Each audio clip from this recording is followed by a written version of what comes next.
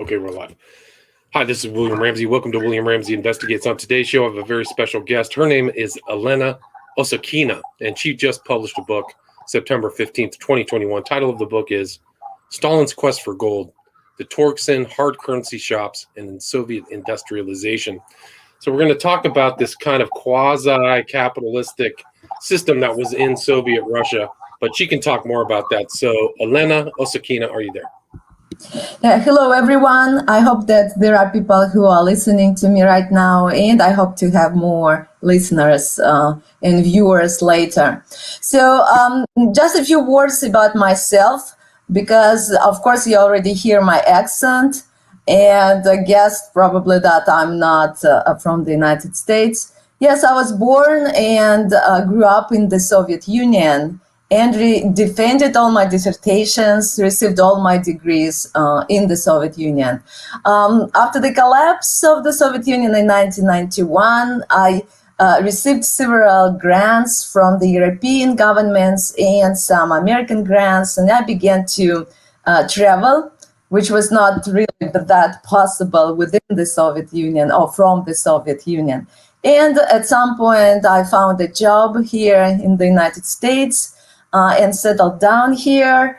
And currently, I'm professor of Russian history at the University of South Carolina in Columbia. I'd teach Russian history from the very beginning, the first Slavic state, to present, to Putin's elections that ended just 2 days ago. Right. So a few words about how actually I came to this topic to write about a book on this specific hard currency stores called Torgsin. I'm a social and economic historian. I'm interested in learning how the economic decisions and actions influence the life of people, social life. My first research was on the Stalin's distribution system of the 1930s, which included the rationing system, black market, strategies of survival, all these interesting things. So I published several books on this topic. The first came in Russian, which was called Behind the Facade of Stalin's Plenty. This book is translated into English and came out under the title Our Daily Bread. So it was also translated into Italian. So when I worked on this topic, on Stalin's distribution system, I found a state report that just surprised me, to put it mildly. The report said that Torgsin, and I really didn't know well what it was at that time, that Torgsin stores provided enough foreign currency and gold to pay 1/5 of the expenses on Soviet imports during the decisive years of Soviet industrialization. So that was really a discovery, because traditionally historians believed that the major source to finance Stalin's industrialization was collectivization, meaning that the Soviet government pumped resources from the countryside, raw materials, grain, other foodstuff, to export abroad, and through this export, they financed industrialization. So the document that I found kind of challenged this conclusion and pointed to a very important source of currency and gold to finance Stalin's very ambitious industrial plan.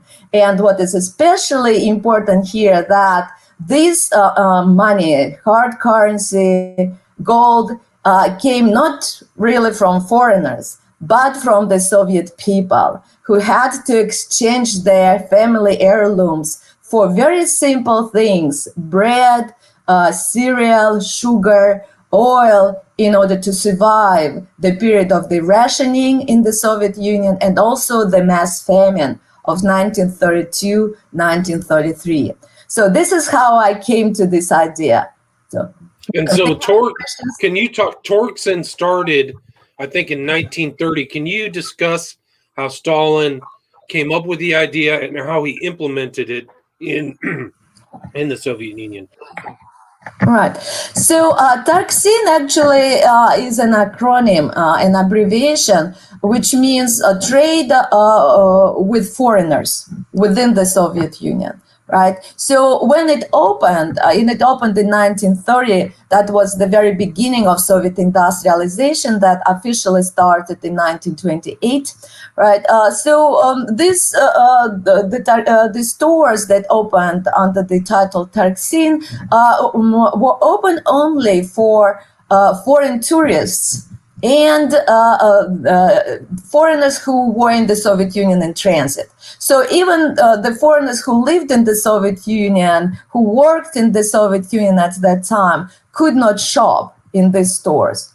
So there were just a few stores and they were very insignificant.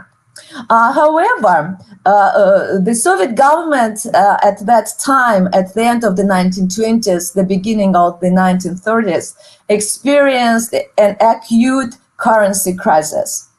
The problem here is that the gold reserve of the former Russian Empire, which was tremendous, very impressive, the biggest, as scholars believe, among the reserves of the state banks before the revolution of 1917, the Bolshevik Revolution.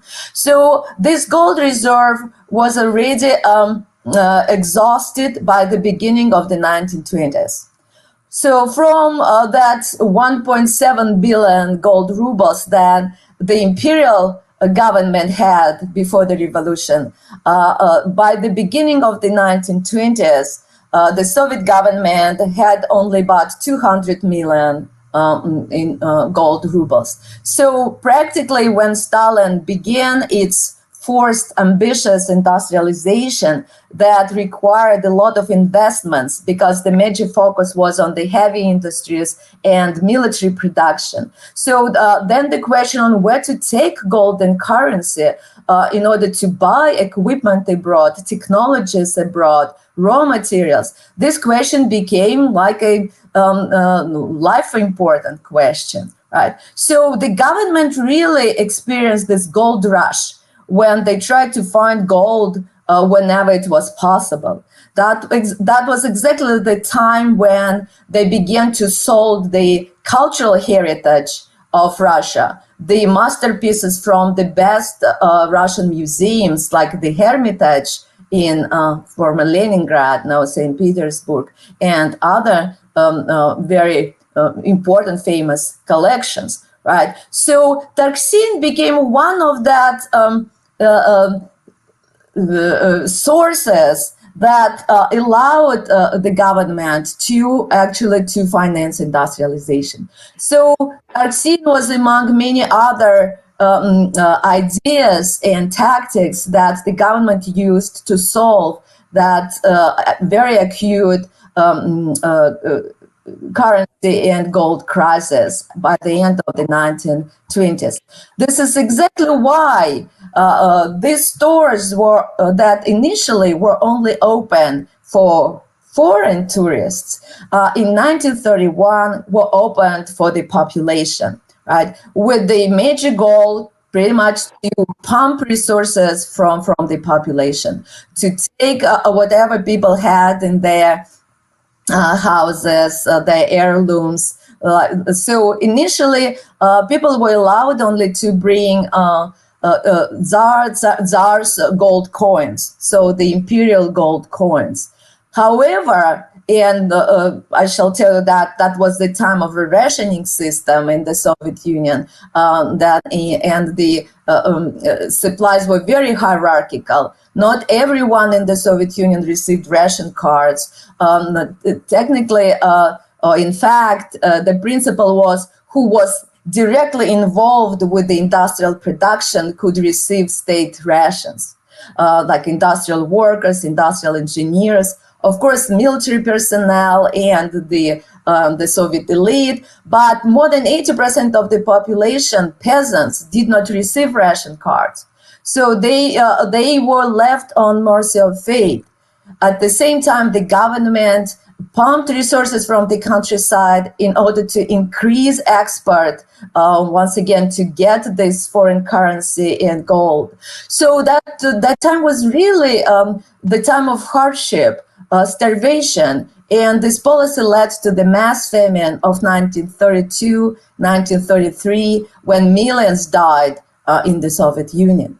So we can see that what contributed to this tremendous growth of Torgsin was not only the state desire to take gold from the population, but also the mass famine. Because Torgsin was not only the strategy of survival for the government that started this industrial breakthrough, but also that was a strategy of survival for the population, who by exchanging their valuables for bread could survive the famine. So initially, as I said, they could only bring gold, but starving people were bringing to the stores whatever they had: silver coins, artwork, diamonds, whatever. So whatever they had in order to survive the famine. So we can see how this initiative from below kind of prompted the government, gave more ideas to the government, what else it could be taken from population to finance industrialization. And eventually the government allowed people to bring to Torgsin not only gold, like coins and also gold objects, but also silver, platinum, diamonds, other precious stones, and later artwork and some other things. Sorry to interrupt, but can you give me an idea how big Torgsin became in Russia at that time? Was there a department in every major city, or how vast was its reach in Russia? Yes, the Torgsin was like a nationwide enterprise. After it opened doors to Soviet people, it began to grow at lightning speed. Not, as I said, initially there were only a few stores for foreigners, but at its peak, at the highest point of its development, Torgsin had 1,500 stores all around the tremendous territory of the Soviet Union. Every big city had at least one Torgsin store. The cities like Moscow, Leningrad, they had dozens. Torgsin stores. Torgsin was in Siberia, in the Urals, in the Russian North, in the Caucasus, in Russian Soviet Central Asia, in Ukraine, in Belarus, everywhere, and not only in big cities, but also in smaller towns that attracted the peasant population who lived in the countryside and who came to the cities to exchange whatever valuable they had for bread. Right. So they're exchanging hard currency or silver or platinum, and all they were getting in return was government created bread outside of the rationing system, correct? Right, correct. And it actually functioned differently. With the rationing system, the government established norms of supplies and also settled prices. Prices were very low for those who bought rations. But Torgsin worked as a market enterprise. And this is what is especially interesting, and one of the conclusions of the book, that was a capitalist enterprise of socialist trade. It existed in the socialist state and under the so-called marketless economy. And at the same time, it actually operated as a capitalist enterprise to provide revenues for the state. Just to prove that, it's enough to look at the prices in Torgsin. So there were two kinds of prices in Torgsin. The prices for valuables. This is the price that Torgsin paid to the owners of valuables, right? And they were below the market prices for gold, silver, diamonds. So people pretty much were giving their valuables to the state below the market price, substantially below. And the other level of prices were the purchasing prices. These are the prices at which people bought food and also goods in Torgsin.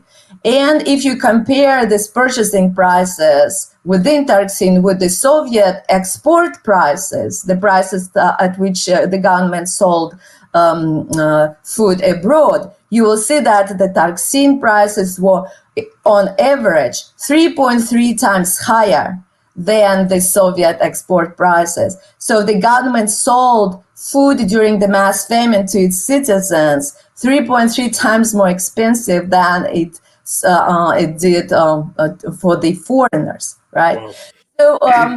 So the highest purchasing prices for people in Torgsin, the prices that people paid for bread in Torgsin, for example, grain, sugar, the highest prices existing during the mass famine. The worst time, winter of 1932-1933, spring of 1933, the prices in Torgsin for bread and other foodstuff were the highest. And the government pretty much demanded that Torgsin would continue increasing prices. During the mass famine in the winter, Torgsin increased prices for food 2 times in a row. So you can see here that when the government opened Torgsin for the population, it didn't have a socialist goal to help the starving people at this very difficult time, but the government wanted to capitalize on the famine, right? And this pretty much explains why Torgsin was a very successful economic enterprise, because people had nothing to do but to exchange their valuables for bread if they wanted to live, right? If they didn't receive ration cards and other ways to buy food were very limited, they were peasant markets, the so-called the collective farm markets. But during the famine, they had very little to offer because peasants were starving themselves. There were also the state commercial prices, where prices were in ordinary rubles, also very high, but also they didn't have much to offer. So that was pretty much it. So people didn't have any choice but to bring their valuables to Torgsin. And the best years of Torgsin were the years of the mass famine. From the famine, right. And how did the government justify this capitalistic enterprise within a communist/socialist state? There's a very simple explanation that they were building socialism, and this money, they served the socialist, the communist goal. And you can see like a very big irony here, very bitter irony, that capitalism was serving the socialist construction, right? And people in many cases contributed to the socialism building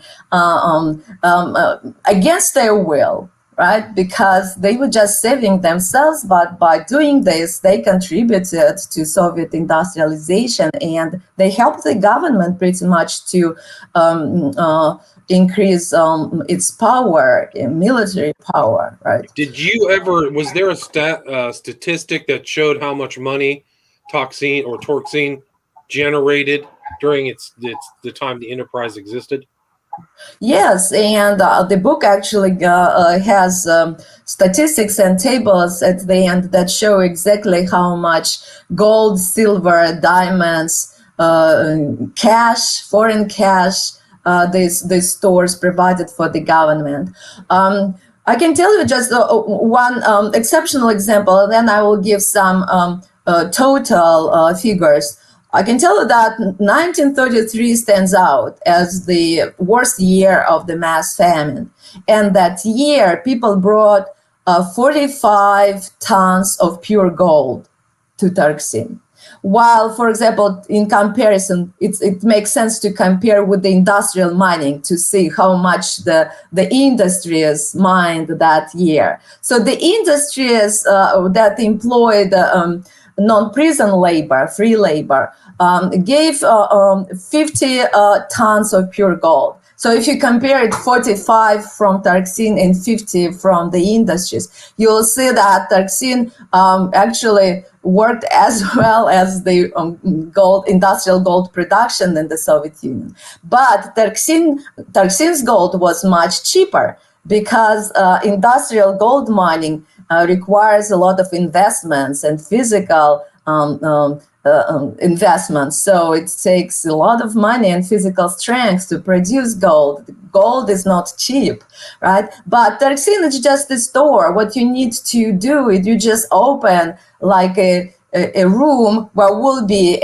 somebody who will appraise your valuables. You come here, you show it to this person, he appraises it, you agree with this price, he takes your gold, you receive the so-called Torgsin gold rubles, which were only like coupons, papers, just pieces of paper. And then you can go and buy with papers in Torgsin. So Torgsin did not require big investments. Its gold was cheap, right? So when you compare this 45 tons of pure gold from Torgsin in 1933 and 50 tons of pure gold from the industrial mining, you understand that Torgsin's gold cost much, much less, right? And isn't it kind of ironic too that I thought, in my understanding, is that the famine of 32 and 33, the government was involved in part of creating that famine. Is that correct? There are different, I would say there are two big schools of thought that interpret this famine differently. There is the Ukrainian school that view, of course, Ukraine suffered the most among the Soviet republics from this famine because Ukraine was the major agricultural zone, the breadbasket of the Soviet Union, pretty much the place from which the government took resources, right? So the Ukrainian school, many Western scholars view this famine as a genocide, deliberate genocide, with the goal to punish specifically the Ukrainians for they call it a Holodomor, right? Holodomor? Holodomor. Yeah, Holodomor. However, there is another school of thought to which I belong, right? When I teach the mass famine, I present my students with both interpretations, but I support the other's view or interpretation of the mass famine. In order to explain the mass famine, you need to see how industrialization was done in the Soviet Union. What strategy Stalin chose to go with this ambitious program. So their idea was that they would finance the industrialization by export of the agricultural resources, right? So they tried to take these resources as much as possible and as cheap as possible. This is why, as a matter of fact, they conducted collectivization that replaced individual farms with the collective farms in order to make this task easier, because it's much easier to take grain from collective farms than from each individual farmer, right? So they tried to take as much as possible from the countryside and as cheap as possible. And at the same time, they did not supply the countryside. They didn't give ration cards to peasants. So they created the situation that peasants didn't have any resources. So from the point of view of this school, the government did not have a deliberate goal to kill peasants. But the strategy that they chose for industrialization inevitably led to that tragedy, to this mass famine. So the mass famine, according to this view, is like an inevitable outcome of the certain industrialization strategy. And wasn't it Stalin's? He had 2 5-year plans, if I remember correctly. Is that correct? These three before the war, and they were more after the war, right? 3 5-year plans first started in 1928, and the third ended in 1941, 1 year earlier, because of the Nazi invasion of the Soviet Union, right? So Torgsin, just to go back to these big questions, as you can see, allows us kind of to solve several important questions that the scholars try to answer. the first how the industrialization was done in the Soviet Union so quickly, because for the Soviet Union it took only like fewer than 15 years to industrialize before the war, while for Great Britain it took more than a century, right, to industrialize. And you can't only explain it that the Soviet Union was not the first and could use the ready technologies, but also you have to look at the type of economy that they used. That was not the market economy, but the state centralized economy, where they concentrated all the resources in the hands of the state. And the state then deliberately, with the purpose, invested in those areas that the state believed were the most important to prepare for war. That's why it was very difficult to buy good shoes in the Soviet Union, because that was not the light industries, consumer industries was not their high priority. But the Soviet weapons were known to the world, because this is where exactly they invested these resources. And Torgsin, you can see how the governments, in some sense, we can say that Torgsin was a form of the state capitalism, when the government used a very profitable market situation with the high insaturated demand to capitalize, right? To pretty much to gather so much currency and valuables enough to pay 1/5 of the import expenses during the first half of the 1930s. So it's really a huge number. It's an enormous. So it's a really substantial. Since it's successful, how long did Torgsin last? Did it last through the war?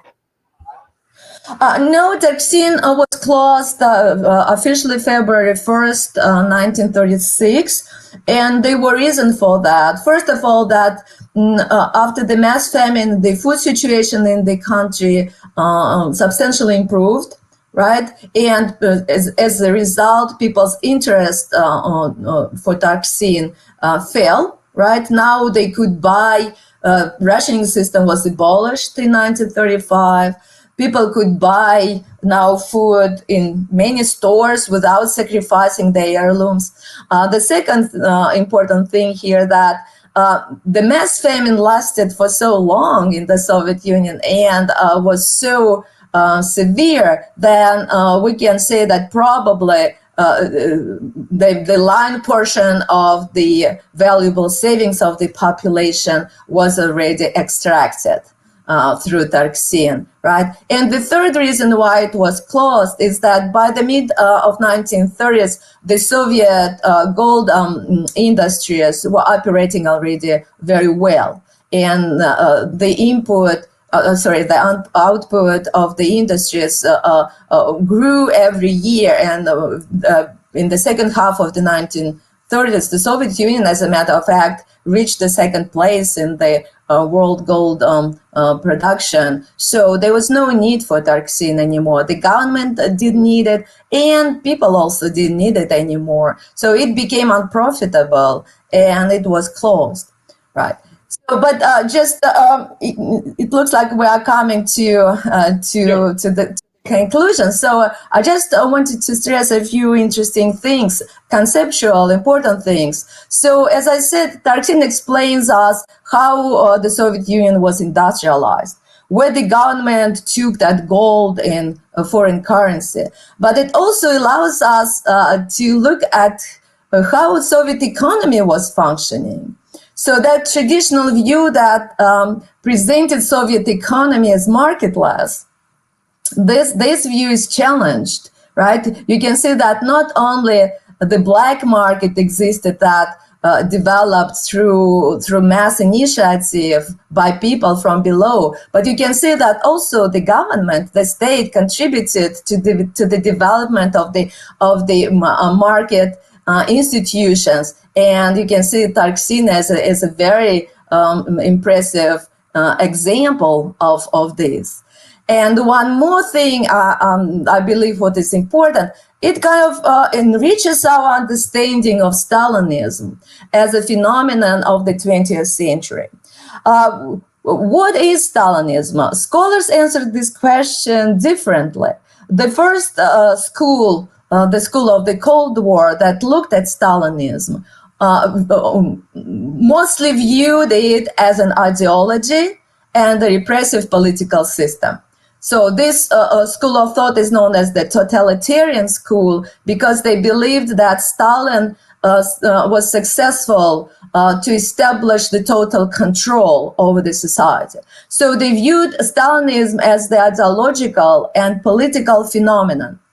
Then the revisionists came, the social historians, and they said, no, Stalinism was a social phenomenon because you can see the social support to his reforms. There were big groups within the society who actually were interested in industrialization because it provided new jobs, it provided promotion, right? So they showed Stalinism as a social phenomenon, right? So then the post-revisionists came, the so-called postmodernists, and they began to view Stalinism as a cultural phenomenon with a new type of behavior, speech, symbols, right? So this book, my book, since I'm a socioeconomic historian, it presents Stalinism as a socioeconomic phenomenon, right? That Stalinism presents some combination of very interesting socioeconomic institutions that were based on the industrial priorities, including the market mechanism, a wide variety of the market mechanisms that the Soviet government used to achieve their goal of industrialization. So on the one hand, you can look at it and say, oh, it's just the stores. It's just a very limited story of some trade. But when you can look through the story of these stores, you can look at Soviet industrial development, Soviet economy, and Stalinism as the phenomenon. Right. Great. That's a great way to sum it up. Very fascinating talk. Where's the best place for people to obtain this book? Stalin, let's see. It's available everywhere. Yes, it's on Amazon. Yes, on Amazon. Walmart sells it, and the best prices on Amazon and Walmart. It's available. It's in a hardcover, but also in Kindle available, which is cheaper. And eventually, I hope it will be in that audiobook? Paper. Yeah. Oh, the paper too. Paperback. And paperback. Yeah, well, it just came out. Elena, where's the best place if people want to reach out to you or have any questions? Do you have social media? The best way to reach me is by email, right? This is how people find me. My email address, just go to University of South Carolina, Department of History. Yeah, they'll find you there, yeah. I'm the only historian of Russia there with the Russian name, right? So you will see my email address. Osokina, right? Osokina? Osokina. Osokina. I don't know my Russian. Elena Osokina. Again, the title of the book is Stalin's Quest for Gold: The Torgsin Hard Currency Shops in Soviet Industrialization. Thank you so much. Really fascinating discussion. Stay there. Stay there.